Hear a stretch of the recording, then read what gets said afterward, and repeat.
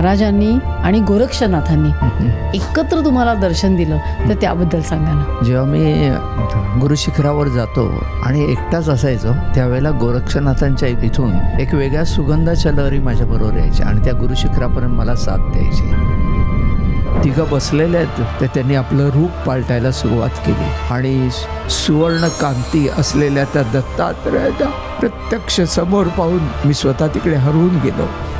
असाच एका प्रसंगी मुसळधार वारा वादळ पाऊस होता. तिकडे कोणाचा तरी बोलण्याचा आवाज येत होता. हे 3 मुंडीवाला क्या करेगा अशा पद्धतीची वक्तव्य व्हावी लागली. 3 मुंडीवाला म्हणजे दत्तात्रय. ते प्रत्यक्ष गोरक्षनाथ त्या ठिकाणी. त्या क्षणी सर्व त्रैलोक्य आपल्या चरणापाशी यायचा मला भास झाला आणि मी जेव्हा जागृत अवस्थेत आलो तेव्हा मी गुरुशिखरावर होतो. पण केदारनाथला जेव्हा दर्शनाला जात होतो त्या हेलिकॉप्टरची सेवा जस्ट चालू केली होती त्यांनी आणि चालू केली. सर्वजण गेले आणि शेवटी मी एकटा राहिलो होतो. माझ्याबरोबर 2 जण होते. सगळे म्हणाले काका आता अडकले. आणि नंतर काय झालं माहीत नाही. तिकडून त्यांनी फक्त आमचंच हेलिकॉप्टर सोडलं आणि मी तिकडे जाऊन पोचलो. जाऊन तिकडे केदारनाथाचं दर्शन घेतलं. म्हणजे दत्त महाराजांची तुमच्यावर कृपा आहे पण तुमचं जे गुरु प्रेम आहे ती भक्ती आहे. मी लहानपणीच त्यांना गुरु केलंय. तिथे फक्त शरणागत भाव पाहिजे. चढणं सोपं आहे, उतरायला वेळ लागत नाही. तिथे टिकून राहणं महत्वाचं आहे. ते निस्वार्थ गुरुचं प्रेम असतं. पण ती अनुभूती यायला सुद्धा आपल्याला तेवढी भक्ती पाहिजे नाही का. आपण दुर्दैवाने सगळं घेऊन जातो, फक्त त्यांना काय लागतो तो पवित्र भाव लागतो, पण तोच आपण विसरतो. आणखीन एक महत्त्वाची गोष्ट म्हणजे ह्या ठिकाणी गुप्त काशीला आपण जातो. तिकडे शिवजी गुप्त रूपाने राहत होते. तेव्हा तुम्हाला जे पातक लागले त्यातून पाप मुक्ती करायची असेल तर तुम्हाला शिवाशिवाय पर्याय नाही. तुम्ही जाऊन त्यांना शरण जा. पण ज्योतिर्लिंग का जावं एखाद्याने. तुम्ही कुठेही जाता संपूर्ण ठिकाणी वेगवेगळ्या रूपामध्ये शिवाने त्या ठिकाणी आपली प्रचिती दाखवलेली आहे. कारण विचारांच्या पलीकडे जे आहे ते अध्यात्म आहे. तो एवढ्यात एक स्त्री येऊन माझ्या बाजूला उभी राहिली. बोला क्यों भैया आपको दर्शन करना है. बोला कैसा दर्शन, अंदर तो बंद है, आप बैठे मैं आती हूँ. 4ही दरवाजांनी आमचं दर्शन झालं. चिटपाकरू कोणी नव्हतं. आम्ही आणि पशुपतीनाथ. सूक्ष्म शरीराने तुम्ही गोरक्षनाथांबरोबर किंवा असं जाताना तो काय अनुभव असतो. खरंच तो ॲस्ट्रल ट्रॅव्हल कसा असतो.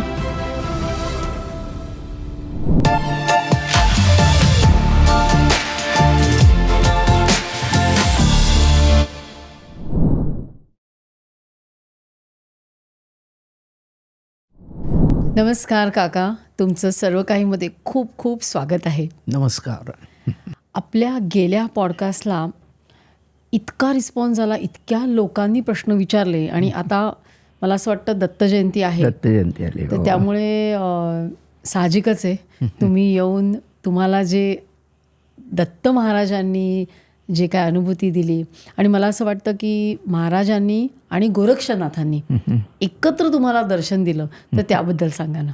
बऱ्याच वेळेला असे अनुभव आलेले आहेत की गिरनार चढतानाही जेव्हा मी गुरुशिखरावर जातो आणि रात्रीच्या वेळेला जात असताना बऱ्याच वेळेला गोरक्षनाथांचं प्रथम दर्शन घ्यायचं. अंबाजीचं तिथून गोरक्षनाथांचं बाहेरून, कारण सर्व बंद असायचं आणि एकटाच असायचो त्यावेळेला गोरक्षनाथांच्या इथून एक वेगळ्या सुगंधाच्या लहरी माझ्याबरोबर यायच्या आणि त्या गुरुशिखरापर्यंत मला साथ द्यायचे आणि त्याच्यामुळे मला कधी एकटा असा भास झालाच नाही. मी नेहमी त्यांच्या समवेतच गुरुशिखरावर जाऊन महाराजांचं दर्शन घेतलेलं आहे. आणि गोरक्षनाथ एक जाज्वल्य सिद्ध हे होऊन गेले. शंकराचाच अवतार आहे तो आणि पहिल्यापासून नाथांचं आणि दत्तात्रयांचं एक वेगळं नातं आहे आणि ते मी अनुभवत आलेलं आहे. असाच एका प्रसंगी मुसळधार वारा वादळ पाऊस होता आणि मी गुरुशिखरावर जात होतो. रात्रीचाच सुमार होता आणि पावसाने थैमान मांडलं होतं. अशा ह्याच्यात मी गुरुशिखरावर जात असताना तिकडे कोणाचा तरी बोलण्याचा आवाज येत होता. कोणीतरी 2 व्यक्ती होते. मी गुरुशिखरावर जाऊन पाहिले तर 2 बैरागी बसलेले होते तिकडे आणि त्यांचा आपापसात काहीतरी वार्तालाप झाले. फक्त लंगोटानिशी एवढी प्रचंड गारवा होता, थंडीसारखा, आणि त्या याच्यामध्ये शेकोटी पेटवून ते 2 जण बसले होते. आणि तिकडे मी गेल्यानंतर चरण पादुकांच्या समोर मी जाऊन बसलो. त्याने मला तिकडे त्या शेकोटीजवळ बोलवलं. बाजूलाच होते पण मी पाहिलं ते दोघंही चिलीम ओढत होते आणि ते चिलीम पिणं म्हणजे त्याचा तो उग्र दर्प मला नकोसं वाटलं. मी लांब बसणंच पसंत केलं. पण त्याच वेळेला त्यांच्यात जे एक जण लंगोटा निशीच होते आणि वेगळी शरीरयष्टी आणि वेगळंच रूप होतं त्यांचं, आणि दुसऱ्यांनी कानामध्ये भल्या मोठ्या बिगबाळ्या घातलेल्या होत्या. आणि त्या दोघांनी जेव्हा मला पुन्हा बोलवलं की इधर आके बैठो, तर माझं लक्ष, मी नापसंती दाखवली त्यांच्या हातातल्या चिलिमीकडे बघून.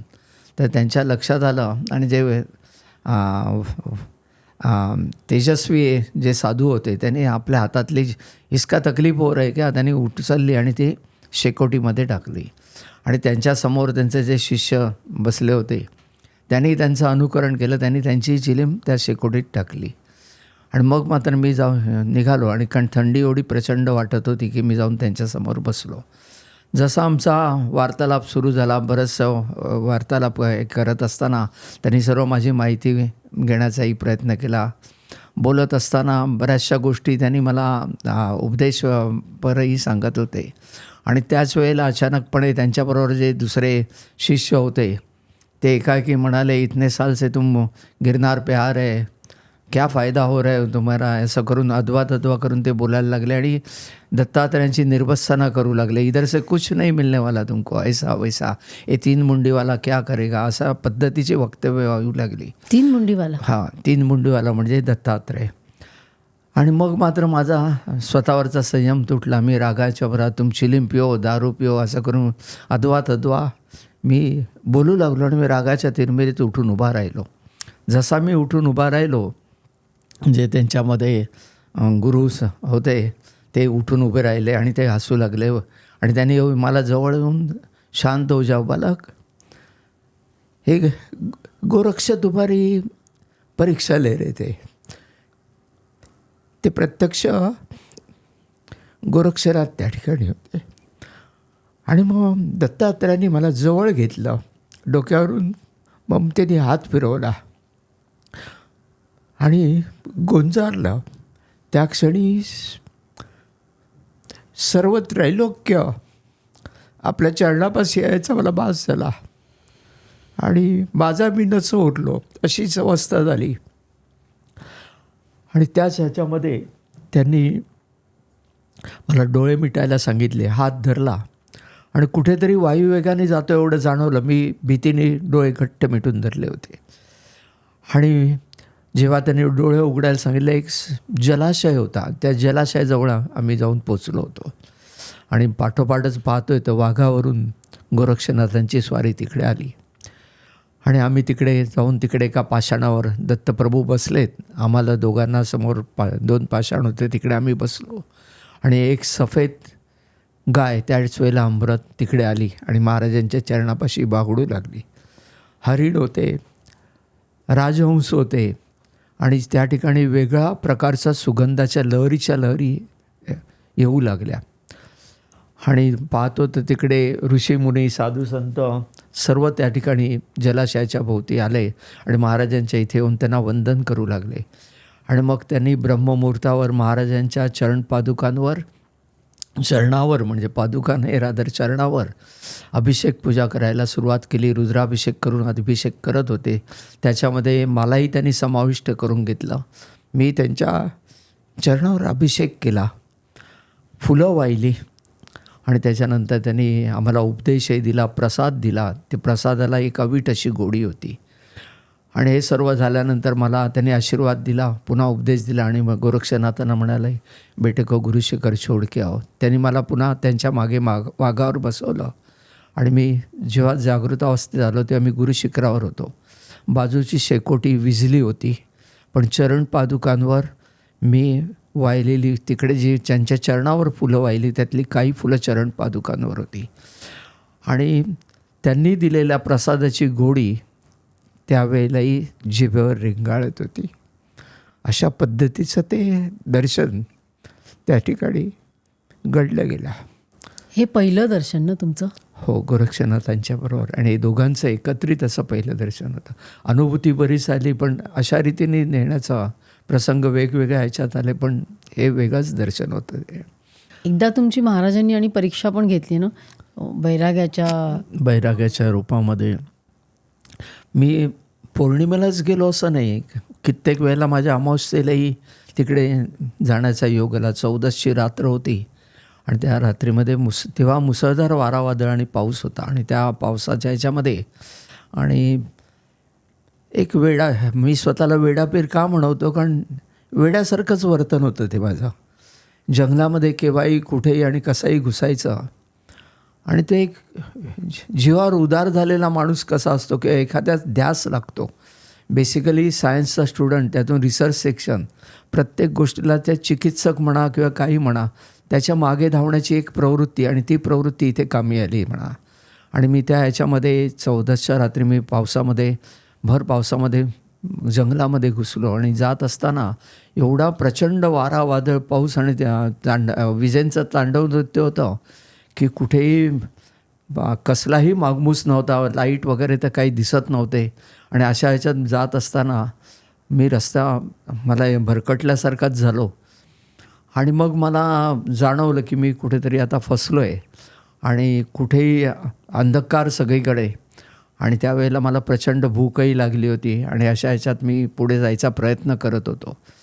आणि दूरवर मला प्रकाश दिसला. तो प्रकाश एका झोपडीतून येत होता. मी झोपडीच्या दाराजवळ पाहिलं. ती झोपडी म्हणजे फळकटे लावलेले आणि त्याच्यातून थोडा प्रकाश बाहेर झिरपत होता. आतमध्ये कोणाचा तरी बोलण्याचा आवाज येत होता. ते पाहून मी दरवाजावर थाप मारायला गेलो.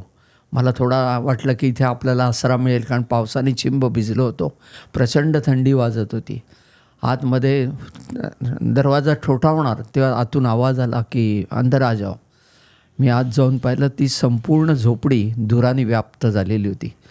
आणि आतमध्ये त्या धुराच्या आड 3 बैरागी बसलेले होते.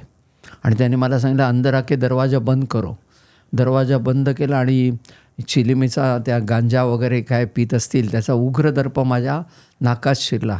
मला वाटलं इथून लगेच बाहेर पडावं. त्याच वेळेला त्यांच्या स्वरामध्ये एवढा जबरदस्त ताकद होती की त्याने मला सांगितलं, आओ बेटा इधर बैठो.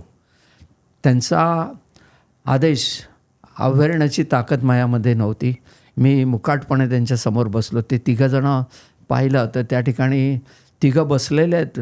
दोघांनी कपनी घातलेली आहे, कानात बिगबाळ आहेत, दुसरे फक्त लंगोटा निशी आहे, गळ्यात रुद्राक्षाच्या माळा आहेत 3घांच्या. आणि चिलीम ओढतायत. चिलीम ओढता त्यांच्यापैकी एकाने चिलीम माझ्यासमोर धरली. मी म्हटलं, मैं चिलीम नाही पित आहे. एक कुच्चित नजर माझ्या चेहऱ्यावर फेकली गेली. त्यांचं चिलीम पिणं चालू होतं. पाहतोय तर ते त्यांच्याजवळच दारूचे ग्लास होते. आणि त्यांनी दारूचा ग्लास माझ्यासमोर धरला, एकाने दिला. मी म्हटलं, मैं शराब नाही पित आहे. पुन्हा तीच कुच्चित नजर. आणि त्या सगळ्यावर म्हणजे बाजूला जी धुनी पेटवली होती त्या धुनीवर ते मांस शिजवत होते. आणि हे पहिलं म्हटलं, हे कसले योगी, हे तर संपूर्णपणे दारू पित आहेत, चिली मोडत आहेत, मांस खात आहेत. मला उभं आली त्याची. आणि म्हटलं आपण इथून बाहेर पडावं. पण जेव्हा मी असा विचार करतो त्याच वेळेला त्यांनी तिकडे पंगत वाढायला सुरुवात केली. 4 पानं वाढली आणि 4ही पानामध्ये तो मांसाहार पाहून मी म्हटलं, मैं मांसाहार नहीं करता है. अरे इधर जंगल में तो कुछ नहीं मिलेगा, भूखे मर जाओगे, खाने का है तो खा लो. बोला कुछ भी हो जाए, मैं तो खाने वाला नहीं है. मग त्यांनी तिकडे यथेच्छ त्याच्यावर ताव मारला आणि सर्व संपवलं. आणि नंतर मग त्यांच्यापैकी जे वयस्कर होते त्यांनी मला एकाकी कठोर स्वरात सांगितलं, बेटा वो धुनी के पास प्रसाद रखा है, उसको खा लो, उसका अवमान मत करो. त्यांच्या शब्दात एवढी ताकद होती. मी यांत्रिकपणे उठलो आणि तो थरथरत्या हाताने तो वाडका प्रसादाचा उचलून घेतला. त्याच्यातला मांसाहार पाहून माझ्या अंगावर काटे आले. पुन्हा त्यांनी सांगितलं, वो प्रसाद का अवमान मत करो, भक्षण करो. मी जसा प्रसाद घेण्यासाठी तो वाडगा जवळ घेतला, त्यामधून सुमधुर हलव्याचा सुगंध बाहेर पडू लागला. एवढा सुंदर सुगंध होता. मी त्यांच्याकडे पाहिलं. ते मिस्किन नजरेने माझ्याकडे बघून हसत होते. त्यांनी खुणेनेच सांगितलं, भक्षण करो. आणि मी तो प्रसाद ग्रहण केला. त्याला अवीट अशी गोडी होती. आणि नंतर मला उसंत द्यायला ते तयारच नव्हते. एकाएकी तिकडलं झोपडीतलं वातावरण बदलू लागलं. धुराने संपूर्ण गांजा याचा धूर होता, ते वातावरणच दूर होऊन लागलं. आणि सुगंधी फुलांचा, अत्तरांचा सुगंध त्या झोपडीमध्ये दरवळू लागला. मी त्यांच्याकडे पाहतो, एकाएकी त्यांच्या भोवती तेजाची वलयच्या वलय अवतीर्ण झाली आणि जे वयस्कर होते त्यांच्याकडे मी पाहतोय तर त्यांनी आपलं रूप पालटायला सुरुवात केली आणि सुवर्ण कांती असलेल्या त्या दत्तात्रयाला प्रत्यक्ष समोर पाहून मी स्वतः तिकडे हरवून गेलो. त्याच वेळेला त्यांच्या बाजूला बसलेले होते, त्यांच्या नजरेत कठोरता होती, पण कुठेतरी प्रेमाचा स्निग्ध जरा त्यामधूनही वाहत होता. त्यांच्याकडे पाहिलं ती कर्पूर कांती असलेल्या त्या गोरक्षनाथांनाही ओळखणं मला कठीण गेलं नाही. पण त्यांच्या बाजूला बालवयी योगी होता, ते कोण होतं मला कळेना, पण ते मीननाथ होते. मीननाथ? बराच काळ त्यांनी तिकडे मला उपदेश दिला. पुढील कार्यासंबंधी वार्तालाप झाला. नंतर मीननाथाने मला केशरी दुधाचा पेला त्या ठिकाणी प्रसाद म्हणून पुन्हा दिला. तो मी भक्षण केला. मग ते म्हणाले, बेटा बहुत रात हो गई, निकलो अभी. आणि मी त्यांची अनुज्ञा घेतली. पुन्हा त्यांचा आशीर्वाद घेतला. त्यांनी डोक्यावरून हात फिरवला. तिघांनी मला जवळ घेतलं आणि मी जड अंतःकरणाने बाहेर पडलो. पाय पुढे जात नव्हते, मन मागे रेंगाळत होतं. पण शेवटी त्यांचा आदेश होता, गुरुच्या आज्ञेचं पालन करायचं होतं. मी मुकाटपणे बाहेर पडलो आणि पुढे रस्ता स्वीकारला आणि मी गुरुशिखरावर जाऊन पोचलो. अशा पद्धतीचा तो अनुभव होता. हा अनुभव म्हणजे खरंच केवढा विलक्षण आहे. म्हणजे दत्त महाराजांची तुमच्यावर कृपा आहे, पण तुमचं जे गुरुप्रेम आहे, ती भक्ती आहे. मी लहानपणीच त्यांना गुरु केलं आहे. शिक्षाही करतात आणि प्रेमही त्यापेक्षा जास्त करतात. त्यांच्यासारखं प्रेम हे मी त्रैलोक्यात कोणाकडूनही अनुभवलं नाही. सगळी नातीगोती पाहिली, पण महाराजांचं सारखं प्रेम या त्रैलोक्यात कोणीच करू शकत नाही. ते निस्वार्थ गुरुचं प्रेम असतं. पण ती अनुभूती यायला सुद्धा आपल्याला तेवढी भक्ती पाहिजे, नाही का? फक्त शरणागत भाव पाहिजे. आपण दुर्दैवाने सगळं घेऊन जातो, फक्त त्यांना काय लागतो तो पवित्र भाव लागतो, पण तोच आपण विसरतो. सगळं काही त्यांना देतो, पण त्यांना कशाची गरज नसते. आता हे पॉडकास्ट बघून बरीच मंडळी माझ्याकडे येतात. आपण पॉडकास्टमध्ये सांगितलं मी काय देव नाही आहे, मी चमत्कार करू शकत नाही, तरी माणसं येतात. मग आम्हाला हे करून द्या, मग आम्ही हे करू. म्हटलं महाराजांका कशाची कमतरता नाही आहे. श्री त्यांच्या पायाशी आहे. श्रीपाद म्हणतात त्यांना. श्री ज्यांच्या पायाशी आहे त्यांना तुम्ही काय देणार आणि ते काय घेणार? त्यांना फक्त शुद्ध भाव पाहिजे. तुम्ही महाराजांना विकत घेण्याचा विचारसुद्धा करू नका म्हटलं. फक्त शरण जा आणि चांगल्या रीतीने त्यांच्या चरणापाशी भाव अर्पण करा, तर तो भाव तिकडे पोचेल. अन्यथा येणार नाही. बरीच जण जातात, नको त्या गोष्टी, कुठेतरी आपल्या मनात अहंकार असतो, मी पण आहे, मी कोणतरी आहे, आणि त्याच्यातच माणसं भरकटत जातात आणि त्याच्यातून त्यांचा प्रवास खुंटीत होतो. तिथे फक्त शरणागत भाव पाहिजे. चढणं सोपं आहे, पण उतरायला वेळ लागत नाही. तिथे टिकून राहणं महत्त्वाचं आहे आणि त्याच्यासाठी शरणागत भावच आवश्यक आहे. काका, तुम्ही एवढ्या गिरनार यात्रा केल्या, मला वाटतं 300च्या वर केल्यात ना तुम्ही? 350च्या वर झाल्या. वर. मग चारधाम यात्रा का करावीशी वाटली? चारधाम यात्रा मजा एकाएकी बोलावणं आल्यासारखं मी चारधाम यात्रेकडे गेलो. महाराजांनी बोलवलं? महाराजांचाच आदेश होता की तिकडे ये. पहिलं 2च धाम करणार होतो. 2 धाम करण्यासाठी मी तिकडे जायचं म्हणून ठरवलं आणि केदारनाथ आणि बद्रीनाथ करणार होतो. आणि ते करण्यासाठी मी तिकडे गेलो. पहिलं केदारनाथला खडतर होतं, सुरुवातच होती. आणि गिरनारच्या प्रवचनात मी सातत्याने सगळ्यांना सांगत होतो 3500 फुटापेक्षाही उंचीचं ठिकाण. पण तिकडे गेल्यावर चारधाम म्हणजे 18,000 20,000 फूट एवढ्या हाईटवर, ऑक्सिजन लेवल कमी आणि खडतर यात्रा, समोर मृत्यू दिसतो, अशा बऱ्याचशा प्रसंग तिकडे घडलेले आहेत. अक्षरशः लँडस्लायडिंग असं होतं की आपल्या डोळ्यासमोर संपूर्ण रस्ते उद्ध्वस्त होतात. तिकडे जाणं एवढं सोपं नाही आहे. आणि पूर्वीच्या काही आपले चारधामला किंवा अशा तीर्थाटनाला माणसं बाहेर पडली वयोवृद्ध की आपण त्यांना निरोप द्यायचे. त्यावेळेची प्रथा होती की आता हे काय पुन्हा येणार नाहीत, परत येणार. आता एवढं त्या ठिकाणी चांगल्या रीतीने केलेलं आहे, तरीसुद्धा मृत्यू केव्हा तुमच्यावर घाला घालेल याचा भरवसा नसतो. पण जर तुमची मनोवृत्ती असेल, पूर्ण शरणागत भाव असेल, तर तुम्ही तिकडे जाऊ शकता. आणि ते खरोखरीच देवभूमी आहे उत्तराखंड. त्याच्यामुळे एवढं वेळ लागलं आहे मला की मी वारंवार तिकडे जातो. केदारनाथ, बद्रीनाथ हे चालूच आहे माझं. 9 वर्षामध्ये माझ्या 11 चारधाम यात्रा आत्तापर्यंत झालेल्या आहेत. तिकडे महाराजांनी तुम्हाला काय म्हणजे अनुभूती दिल्या? बऱ्याच वेळेला झालेल्या आहेत. केदारनाथलाही घडलेल्या आहेत आणि जाताना येताना बऱ्याच ठिकाणी त्या अनुभूती अशा पद्धतीने घडलेल्या आहेत की पहिल्या यात्रेचा अनुभव वेगळा होता. 6 दिवसात आम्ही ती चारधाम यात्रा पूर्ण केली होती आणि त्याच्यानंतर मग पुन्हा सातत्याने जात असताना काही मंडळी माझ्या मागे लागले की आम्हालाही चारधाम यात्रा करायच्या आहेत. आणि त्यावेळेला आम्ही पुन्हा चारधाम यात्रेला जाण्यासाठी निघालो. आम्ही बरोबर मोजून 54 जणं होतो. 27 सीटरच्या 2 मिनी बसेस आम्ही केल्या होत्या आणि 54 जणांमध्ये आमच्यामध्ये एक डेप्युटी कलेक्टर मॅडमसुद्धा होत्या आणि आम्ही सर्वजण निघालो 2 बसमधून. आणि जसं आम्ही डेहराडूनला उतरलो आणि तिकडे त्या बसेस आल्या, आम्ही डायरेक्ट यमुनोत्रीला जाऊन पोचलो. आणि इकडे पाठीमागे काय झालं, आम्ही यमुनोत्रीला पोचलो आणि पाठीमागे जो केदारनाथला प्रलय झाला होता ना, सेम क्लायमेटिक कंडिशन तिकडे उद्भवली होती आणि संपूर्ण त्यांच्या प्रशासनाने सगळे हरिद्वारपासूनचे रस्तेच बंद करून टाकले होते. पुढे कोणाला जाऊनच देत नव्हते कारण क्लायमेट एकदम खराब झालेलं होतं. आणि त्या ह्याच्यामध्ये आम्ही जाऊन पोचलो. आम्हाला मागचं काय घडलं आहे कल्पना नाही. आमच्याबरोबरची काही मंडळी येणार होती, त्यांनी नंतर सांगितलं की आम्ही तिकडे हरिद्वारलाच अडवून ठेवलं आहे, आम्हाला पुढे जाऊनच देत नाहीत. आम्ही तिकडे पोचल्यानंतर तिकडे आम्ही यमुनोत्रीला दुसऱ्या दिवशी पहाटे उठलो, यमुनोत्री मातेचं दर्शन घेतलं. सकाळी लवकर जाऊन यमुनोत्री दर्शन घेऊन खाली उतरतो आहे, ते पोलीस तिकडे होते चेकपोस्टवर. ते म्हणाले, आप लोग कैसे गए, ऊपर कैसे गए, ये तो यात्रा बंद किया है, इतना क्लाइमेट है, अभी आप एक काम करो, जल्दी से अपने जगह निकल जाओ करके. म्हणजे आम्हाला माहीत नाही. आम्ही आलो आणि दर्शन घेतलं.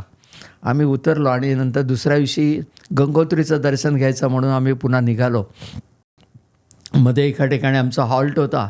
त्या हॉल्टच्या ठिकाणी चांगल्या आलिशान हॉटेलमध्ये सगळी सोय केली. आलिशान म्हणजे अगदी हे नाही, पण चांगल्यापैकी हॉटेल होतं आणि त्या ठिकाणी आम्ही थांबलो.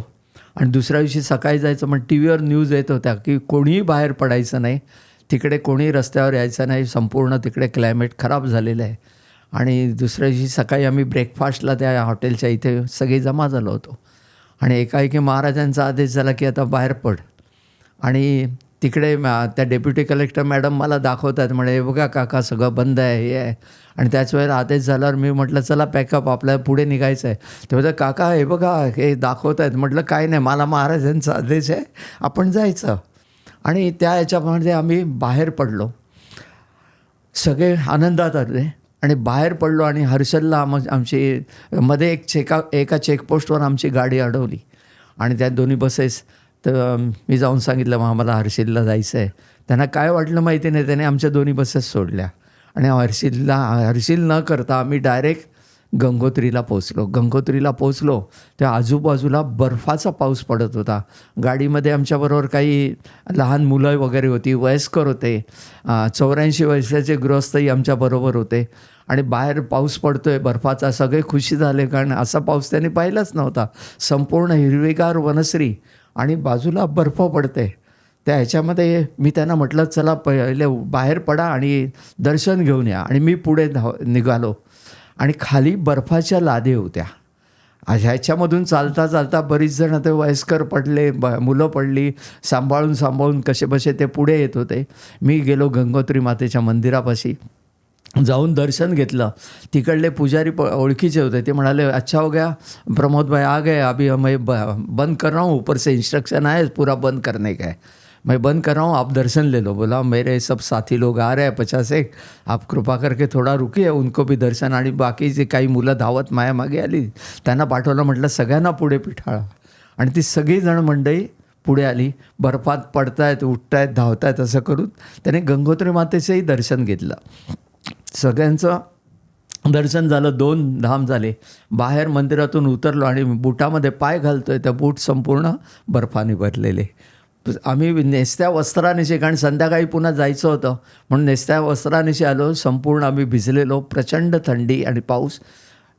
गंगोत्रीमध्ये हात टाकण्याची कोणाची हिंमत होत नव्हती, अशी परिस्थिती होती. तशा ह्याच्यामध्ये आम्ही सर्व दर्शन घेतलं आणि बसमध्ये सगळ्यांना बसवलं.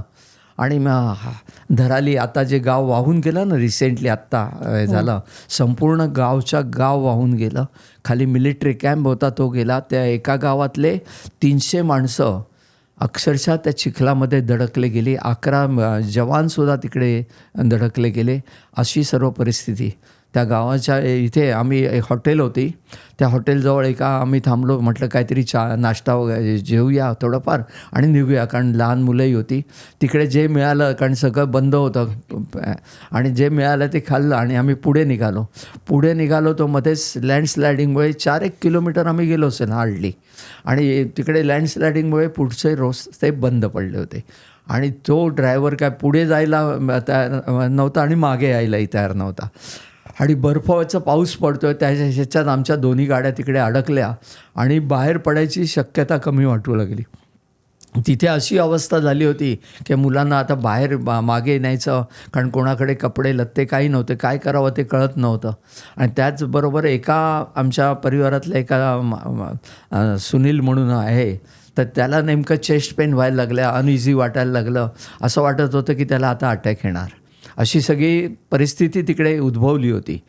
आणि त्या ह्याच्यामध्ये काही जण आले, म्हणजे त्या डेप्युटी कलेक्टर मॅडमनी शेवटी पोलिसांना फोन केला, त्यांना बोलावून दोन्ही गाड्या पुन्हा मागे वळवल्या आणि धरालीजवळ पुन्हा आम्ही आलो. त्या हॉटेलात काय मिळालं ते खाल्लं आणि त्यांनी 2 हॉल दिले आम्हाला. 2 हॉलमध्ये, एका हॉलमध्ये सगळ्या लेडीज गेल्या, एका हॉलमध्ये आम्ही सगळे जेंट्स, आणि आम्ही 4 जण उठलो होतो. आणि नेमका तिकडे मिलिटरी कॅम्प होता आणि हॉस्पिटल होतं. तिकडे त्या सुनीलला आम्ही रात्री ॲडमिट केलं, त्याला प्रॉपर ट्रीटमेंट मिळाली तिकडे. आणि आम्ही 4 उरलो होतो. इन्स्पेक्टर विचारू लागला, अरे आप लोग, बोला उधर जगाही नाही तो कैसा सोएगा.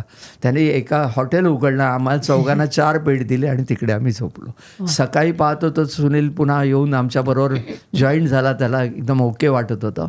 त्याच्यानंतर आम्ही पोलिसांची गाडी पुढे, JCB पुढे लावले होते.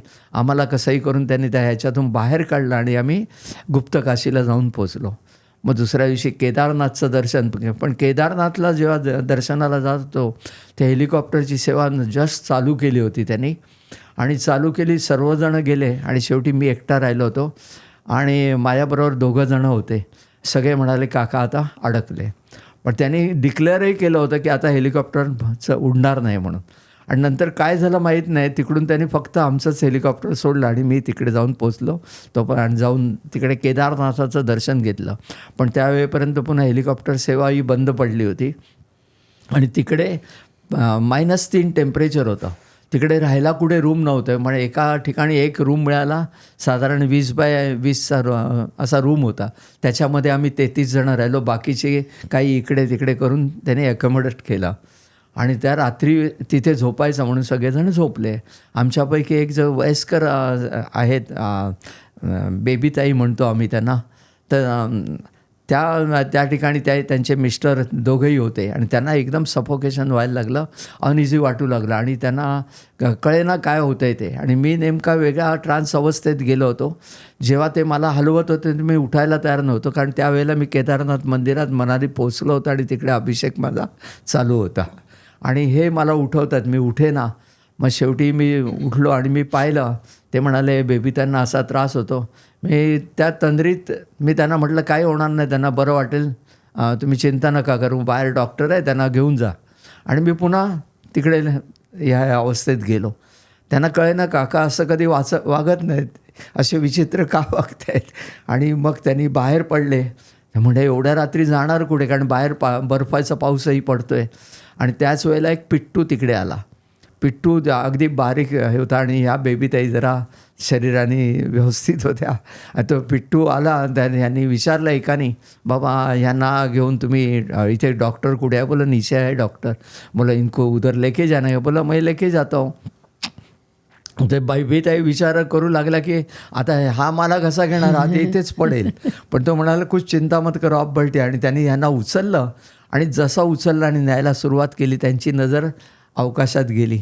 त्यावेळेपर्यंत त्यांना एक वेगळा आनंद वाटायला लागला आणि ते डॉक्टरकडे घेऊन गेले. डॉक्टरने तपासलं, म्हणे इतना कुछ प्रॉब्लेम नाही, कुछ खाने को दे दो, हे करो. आणि पिट्टूने पुन्हा त्यांना आणून इथे सोडलं. आणि पिट्टूला पैसे द्यायला गेले, तो काही पैसे घ्यायला तयार नव्हता. आणि पिट्टूची आणि बेबीताईंची नजरानजर झाली. त्यांनी बेबीताई मनात म्हणतात की मी याला कुठेतरी पाहिलं आहे, ही नजर माझ्या ओळखीची वाटते, पण त्यांना कळेना. आणि त्यानंतर मग आम्ही केदारनाथचं दर्शन घेऊन खाली उतरलो आणि पुन्हा बद्रीनाथला येण्यासाठी निघालो. बद्रीनाथची दर्शन आमचं झालं. जेव्हा तिकडून बाकीच्या लोकांना सोडलं त्यावेळेला बऱ्याच जणांची 2 किंवा 1-2 असे धाम झाले होते. बाकीच्यांना तसंच परत जावं लागलं. पण आमची 4ही धाम यात्रा पूर्ण झाली आणि आम्ही मुंबईत सुखरूप पोहोचलो. वा, अशा पद्धतीचा तो अनुभव होता. महाराजांनी म्हणजे किती काळजी घेतली तुमची. हो. प्रत्येकाला तो अनुभव दिला. अनुभव प्रत्येकालाच होता. आणि महाराज जो काळजी घेतात ना, कारण आमच्या समोर माणसं मरत आहेत आणि आम्हाला तिकडे वाचतोय आम्ही. आणि चारधामचे यात्राच कठीण आहेत. आम्ही पहिल्या 3 धाम केले होते आणि यमुनोत्री राहिलं होतं आमचं. आणि यमुनोत्रीला जाण्यासाठी आम्ही तिकडे निघालो. 3 धाम झाले, आम्ही सगळे खुशीत होतो. म्हटलं चला आता आपलं झाली यात्रा, यमुनोत्री काय सहजगत्या पार पडेल. आणि नेमकं तिकडे आपल्या मनात तो कुठेतरी सूक्ष्म रूपामध्ये जरी अहंकार आला तरी महाराज चोपून काढतात. तो अनुभव तिकडे आला. पुढे सगळं बंद आणि बंदच होतं ते. आम्हाला कोणीतरी सांगितलं की चालू करतायत म्हणून आम्ही तिकडे आलो. पाहिलं तर पुढलं सगळं रस्ते बंद होते. रात्री एके ठिकाणी धुळीच्या साम्राज्य असलेल्या एका हॉटेलमध्ये उतरलो. तिथून सकाळी जेमतेम त्यांनी सोडलं. पुढे जाऊन पाहिलं तर 100-150 गाड्या एका पाठोपाठ लागलेल्या आणि पुढले रस्ते पूर्ण ब्लॉक होते. पुढे जाण्याचा रस्ताच नाही आहे. आणि ते म्हणाले नाही 1 महीने से ऐसा ही कंडिशन आहे, इधर क्या अभी आप वापस जाओ सब लोग. आणि पण म्हटलं आपल्याला आता यमुनोत्रीचं दर्शन घेऊनच जायचं आहे. आणि मी म्हटलं नाही, कुछ भी हो जाए हमको जाना है. मग तिकडे त्या पोलिसांना विचारलं. दरी होती आणि दरीच्या पलीकडे दुसरा डोंगर आणि त्या डोंगरावर काही घरं दिसत होती. म्हटलं उधर से कोई रास्ता, बोला उधर का भी एक लकड़ी पुल है वो भी टूटा है और अंदर से कैसे जाओगे आप लोग. बोला मैं कोशिश करते आहे. आणि दरीत आम्ही उतरून गेलो. आणि दरीत उतरून पुन्हा नेसत्या वस्त्रानिशी थोडेफार पैसे होते. आम्ही 3 जण होतो आणि खाली उतरलो आणि पुन्हा दुसऱ्या रस्त्याने आम्ही वरती चढलो. वरती तिकडे चहाच्या टपरीवर काही माणसं गावातली बसली होती. त्यांना विचारलं, बोला हो तो लकडी पूल आहे वो भी टूटा आहे. तर आम्ही त्या पुलापाशी पाहिलं. जवळजवळ 20 फूट अंतर, फक्त एक दोरखंड होता, बाकी सगळा पूल तुटलेला होता. याच्या पलीकडे गेल्याशिवाय आम्हाला गत्यंतर नव्हतं. म्हटलं काय करायचं आणि विचारत होतो. तेवढ्यात 3 जण आले. बोला क्या इरादा क्या है, उधर जाने का है. बोलो हाँ जाने का तो है. मग त्याने बोला चलो हम लोग छोड़ देते. त्याने मानवी साखळी करून, संपूर्ण रॉक होता असा आणि वरून पाणी पडतंय. पाणी म्हणे खाली प्रचंड खोल दरी, तुमचा हात सुटला हे झालं तर तुम्ही दरीमध्ये. अशा याच्यामध्ये कसरत करत आम्हाला त्यांनी त्या बाजूला नेऊन सोडलं. दुसऱ्या बाजूला पोचल्यानंतर आमच्यापैकी एकाने त्यांना पैसे देण्याचा प्रयत्न केला. बोला हम पैसा नाही गेले ते. आणि नंतर मग दुसरा 1 जण आणखीन होता. त्यांना म्हटलं इनको आगे तक छोड़ के आओ. दुसरा एक पूल होता, छोटासा पूल होता, तो त्यांनी आम्हाला पार करून दिला. तिकडेही निसर्गरम्य वातावरण होतं, वरून धबधबे पडत आहेत आणि ह्याच्यामध्ये आनंद घेत आम्ही त्या बाजूला उतरलो. आणि नंतर त्यांनी पुढे सांगितलं इथून आगे जाओगे तो आपको व्हेकल मिलेगा. मग त्याला सहज म्हणून कुतूहलाने विचारलं आम्ही, आपका नाम क्या है. तो बोला मेरा नाम प्रमोद है. आणि आम्ही जानकी चट्टीला जाऊन पोचलो. जानकी चट्टीला पोचलो आणि म्हटलं हे दर्शन घेऊन आपल्याला लगेच यायचं आहे. माझ्याबरोबरचे 2 जण घोड्यावर गेले. मी चालतच नेहमी जातो म्हणून मी चालत गेलो. यमुनोत्री मैयाचं दर्शन घेतलं. वरती शुकशुकाट, कोणाचाही पत्ता नाही, निवांत दर्शन झालं. पण पाऊस पडत होता, प्रचंड थंडी, संपूर्ण भिजलेलो, नेसत्या वस्त्रानेशी आलेलो. खाली उतरलो त्यावेळेपर्यंत जीप बंद झालेल्या. तिथून पुढे जाण्याचा मार्ग बंद. मग तिथे राहणं अपरिहार्य होतं आणि आमची गाडी तर मध्येच त्या बाजूला होती. आता काय करावं समजत नव्हतं. म्हटलं आता निदान ॲटलिस्ट हॉटेल बघू. सगळे हॉटेल सर्व बंद होते, कारण माणसंच येत नाही तर हॉटेल उघडे ठेवून काय करणार. एक हॉटेल उघडं, त्याच्यामध्ये सगळं धुळीचं साम्राज्य. त्याला रिक्वेस्ट केली तर मला हम साफसफाई करके दे देत आहे. पण म्हटलं आता आंघोळ करायला पाहिजे, कपडे बदलले पाहिजे. कपडेही नाही, टॉवेल नाही, काही नाही. मग पाहिलं तर एक दुकानाचे फळकुटं इथून उजेड बाहेर पडत होता. पाहिलं तर त्यांना आवाज दिला. त्याने उघडलं आणि ते कपड्याचंच दुकान होतं. त्याच्यामध्ये टॉवेल आणि आवश्यक कपडे घेतले. पण ते विदूषकासारखे कपडे होते. कोणाचा लाल रंगाचं कधी आयुष्यात न घातलेलं असे जर्सी होती. सगळं विचित्र काम होतं. पण त्या ह्याच्यात पर्याय नव्हता. त्या ह्याच्यात आम्ही ते सर्व हे केला आणि मग दुसऱ्या दिवशी पहाटे लवकर निघालो आणि मग पुन्हा जीपनी त्या ठिकाणी आलो आणि मग परतीचा प्रवास करून आम्ही यात्रा पूर्ण केली. अरे वा, छान. मग ज्योतिर्लिंगाची पण का ओढ वाटायला लागली? बेसिकली लहानपणापासून मी शिव आणि दत्त या दोघांची उपासना करतो. म्हणजे ती ओढच होती आणि पहिल्यापासूनच होती. म्हणजे असंही नाही, मी 16 सोमवारसुद्धा मी 2 वेळा केले. लहान शाळा कॉलेजमध्ये असतानाही केलेले आहेत.